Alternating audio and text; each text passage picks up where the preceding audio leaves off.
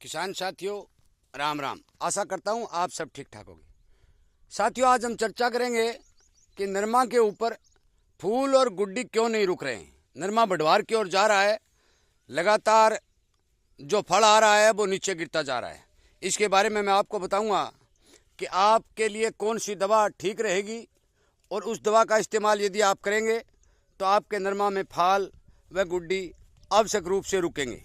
साथियों, मैं किसानों को जागृत करने के लिए, किसानों को हर तरह की जानकारी देने के लिए, फसल को बचाने के लिए और फायदा पहुंचाने के लिए इस चैनल पर लगातार वीडियो अपलोड कर रहा हूं। साथियों, जो तुम्बा रीठा और नीमाइल की स्प्रे का वीडियो मैंने अपलोड किया था, उसके अच्छे रिजल्ट सामने आए हैं और किसान भाई इस बात का धन्यवाद भी कर रहे हैं कि हमारे कम खर्चा के अंदर नरमा की फसल जो है अच्छी बच चुकी है और हमें गुलाबी सुंडी रोकने का एक अच्छा टॉनिक मिल चुका है। इसलिए जो भी किसान भाई इस बात का धन्यवाद करते हैं, मैं भी उन सभी किसान भाइयों का धन्यवाद करता हूं, आभार प्रकट करता हूं कि उन्होंने मेरी बात पर विश्वास किया और अपने खेत के अंदर इस स्प्रे का इस्तेमाल किया और खेत में गुलाबी सुंडी से बचाव किया। साथियों, ये जानकारी जो मैं आज देने जा रहा हूँ ये एक महत्वपूर्ण जानकारी है, क्योंकि बहुत से किसान भाई इस बात से बहुत ज़्यादा परेशान हैं। साथियों, इसलिए इस वीडियो को ज़्यादा से ज़्यादा शेयर करें। इसी तरह की जानकारी आपको मिलती रहें, आप इनका लाभ उठाते रहें तो इस चैनल के साथ जुड़े, सब्सक्राइब करें और सामने वाली घंटी का बटन दबाएं ताकि आपको समय पर वीडियो मिल सके। साथियों, मैं बताना चाहता हूं कि ये फल और गुड्डी क्यों नहीं रुक रहे हैं। सबसे पहले तो ये आपने ये देखना है कि अब पिछले 15 दिन से लगातार पूर्वाई हवा चल रही है।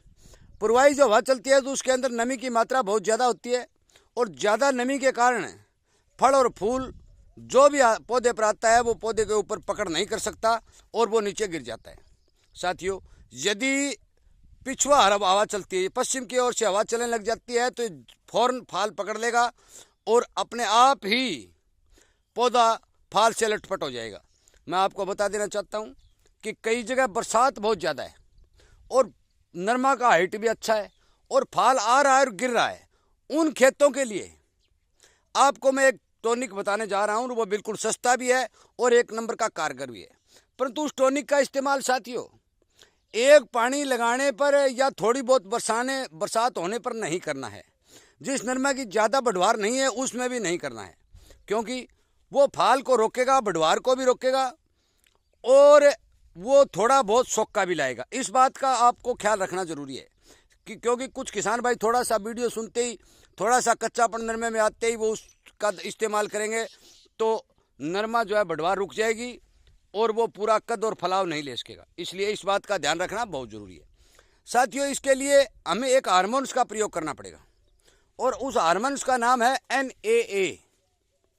मैं आपको दोबारा बता देना चाहता हूँ कि इसके लिए हमें एक हार्मोन्स का प्रयोग करना पड़ेगा और उस हार्मोन्स का नाम है NAA। उसका काम ये होता है कि वो पौधे पर जो ही फाल आता है, लगता है, उसको वो फौरन रोक देता है।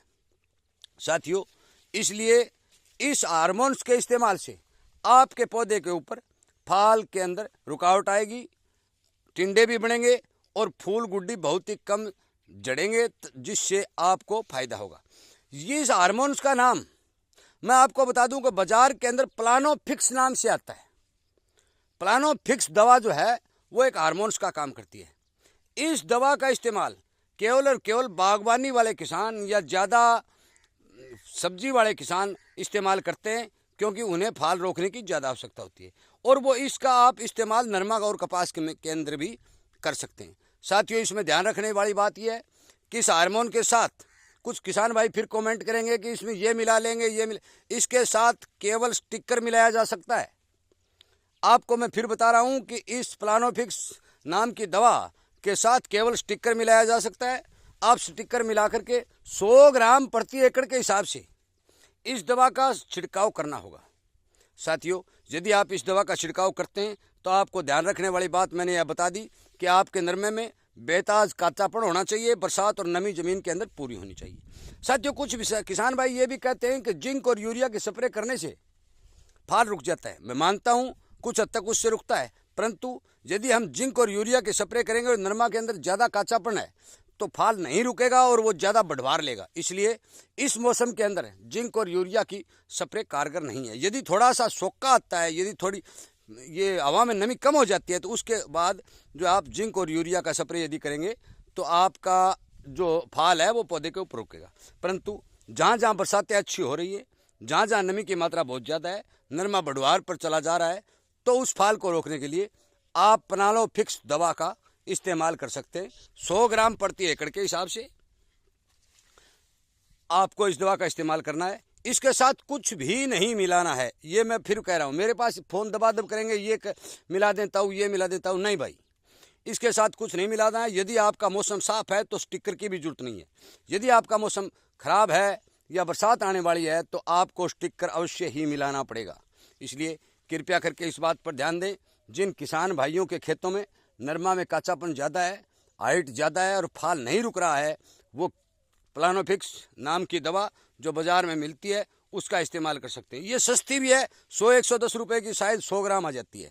इसलिए इसका वैसे नाम NA हार्मोन्स है। हार्मोन्स का काम पौधे के ऊपर फाल को रोकना होता है। इसलिए कृपया करके साथियों इस बात का ध्यान दें, हर किसान तक इस वीडियो को पहुंचाएं ताकि वो भी इस बात का फ़ायदा उठा सके।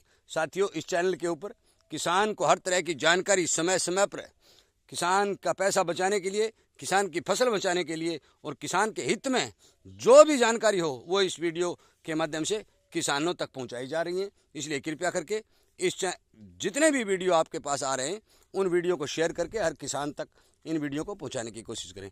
यदि आप भी इस बात की जानकारी रखते हैं तो और भी किसी किसान को बताने की कृपा करें। और यदि ये बातें आपको ठीक लगती हैं और आप इस बात से सहमत हैं कि इसी तरह की जानकारी हमें मिलती रहे, तो आप इस चैनल के साथ जुड़ें और इस तरह की जो जानकारी आपको मिल रही है उनका भरपूर फ़ायदा उठाएं। साथियों, चैनल के साथ जुड़ने के लिए, सब्सक्राइब और घंटी दबाने के लिए, शेयर करने के लिए और मेरी बात पर विश्वास करके अपने खेत में काम करने के लिए मैं आप सबका बहुत बहुत धन्यवाद करता हूं।